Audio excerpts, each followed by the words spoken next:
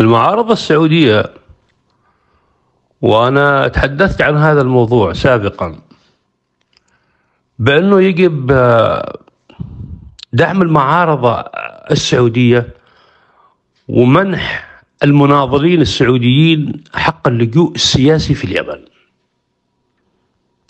وإنشاء معسكرات تدريب لإسقاط النظام السعودي، لأن النظام السعودي لن يسقط إلا بالكفاح الثوري المنظم، وذا معروف في فلسفة النضال يعني، وتوفير الرعاية السياسية واللجوسية واحتضان هؤلاء الأحرار الذين يناضلوا من أجل إسقاط نظام آل سعود في نجد والحجاز. ذا حق اليمن. ولا تنسى أن النظام السعودي ينصب معسكرات تدريب للمرتزقة والمخربين ضد اليمن، بيشتغل على أكثر من جبهة، يشتغل بالتخريب المسلح والتخريب السياسي والاقتصادي والاجتماعي، وكذلك الجماعات الراديكالية الإرهابية. وذا نظام ليس من اليوم، ذا منذ زمن وهو يشتغل في التخريب يعني، سواء كان في اليمن أو في المنطقة العربية. وذا ما كان يفعل الحزب الاشتراكي اليمني في عهد جمهورية اليمن الديمقراطية الشعبية، وكان يحتضن الأحرار سواء كان في الخليج أو حتى في العالم يعني، وكان عنده رؤية لإسقاط هذه الأنظمة المعادية في الحقيقة.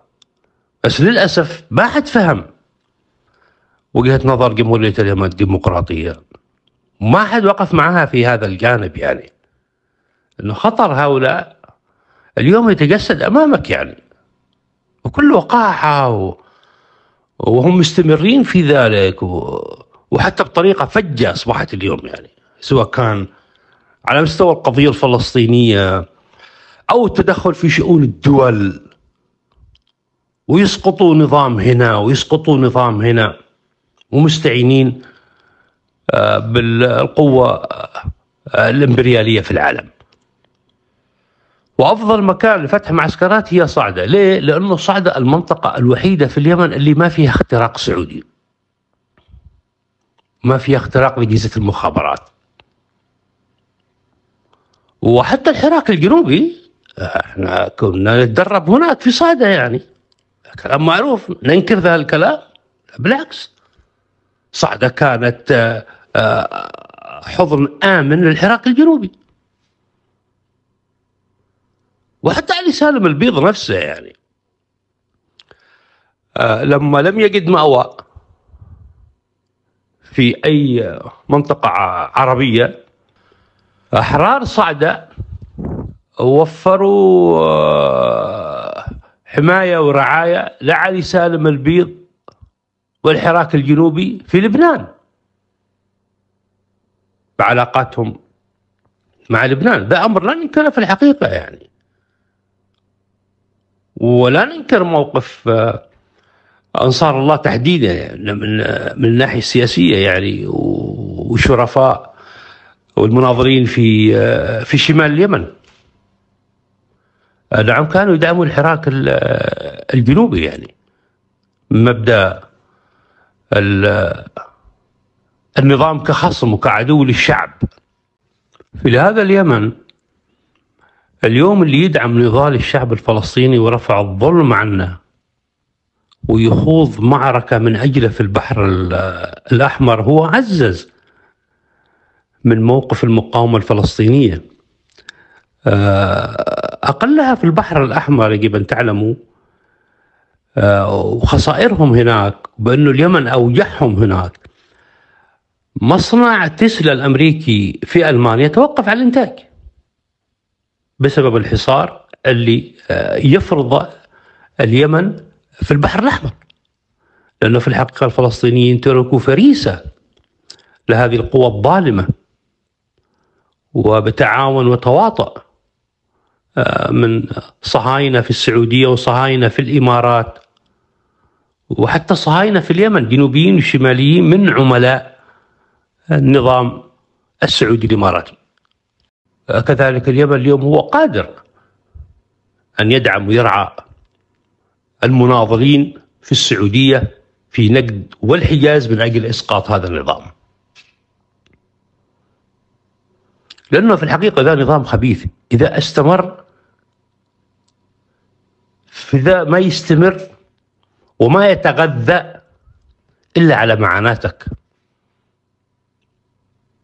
وهو وجد النظام هذا السعودي وكذلك النظام الإماراتي لهذه المهمة يعني،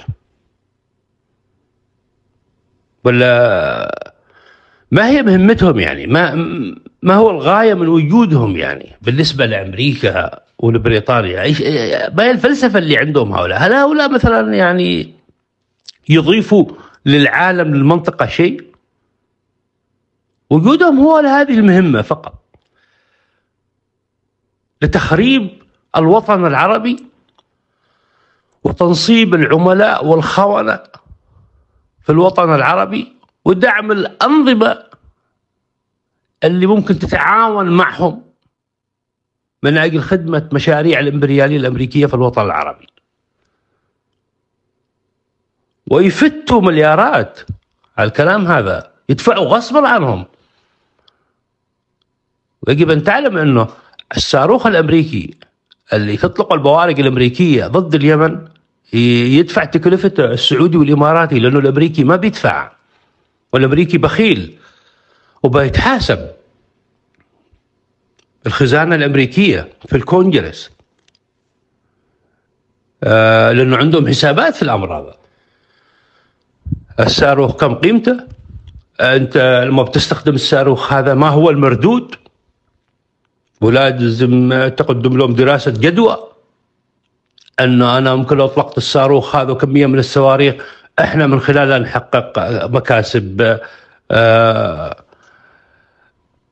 مالية ومكاسب تعود على الخزينة الأمريكية. هكذا نظرة الأمريكان وتعاملهم مع الأمر يعني. فلكن هؤلاء العملاء في خليج الخنازير السعودي والإماراتي وفر على الأمريكان هذا الكلام، فخلاص حتى الكونغرس الأمريكي يقول له أفرغ المخزون يعني في أي بلد. هم يدفعوا ثمن كل صاروخ، وتكلفة الجيش الأمريكي من مؤن ونفط وغذاء وكله امداد من وإلى تغطية تكاليف الحملة الأمريكية في الوطن العربي المنطقة العربية، لا سيما اليوم في البحر الأحمر في اليمن هم اللي يدفعوا. فلذلك يقول له أفرق المخازن وحتى خلي الإنتاج يستمر يعني على حسابنا. على حسابنا احنا كشعب يمني، ولا كشعب عراقي، ولا كشعب ليبي، كشعب سوداني، في كل الوطن العربي وفي دول سيأتي أمرها يعني. فلذلك في الحقيقة أنا طبعا أحيي النضال الشعب بين نقد والحجاز، أحيي المناضلين السعوديين، ولكن في الحقيقة يجب دعمهم. اليمن يجب دعمهم، انه ما حتى من ناحيه اخلاقيه انت ما تتخلاش عنهم يعني، ومش بس استغلال، لا توفر لهم حمايه داخل اليمن السياسيين، وكذلك تنزل معسكرات للي عندهم القدره وهم احرار، وكذلك حتى ضد النظام الاماراتي معارضه اماراتيه. ذا امر حتى كان يتبناه قلنا جمهوريه اليمن الديمقراطيه الشعبيه في دعم المناضلين والاحرار، لأنك تحمي أمنك القومي مثل ما هم يعملوا هذه معسكرات التخريب. ما هو جاي عندك يعمل لك معسكرات تخريب، هذا الإماراتي والسعودي، أو يجيب إرهابيين وينصب داخل بلدك يمرح في بلدك ويقطع ويمنع فيها. من يقبل بالكلام؟ فأي بلد ممكن يقبل بالكلام؟ لو كان هو ما يقبل. إن شاء الله لو تعمل حتى مكتب مدني لأي أمر ما بيمنعك، ممكن يصفيك حتى. فلذلك قاعد انت فاهم ايش قاعد يعمل في اليمن، في كل اليمن من شمال الى جنوب، قاعد يمشي ويسرح ويقطع ويمنع ويخطط ويأمر. لا، امر في الحقيقه بات مهزله.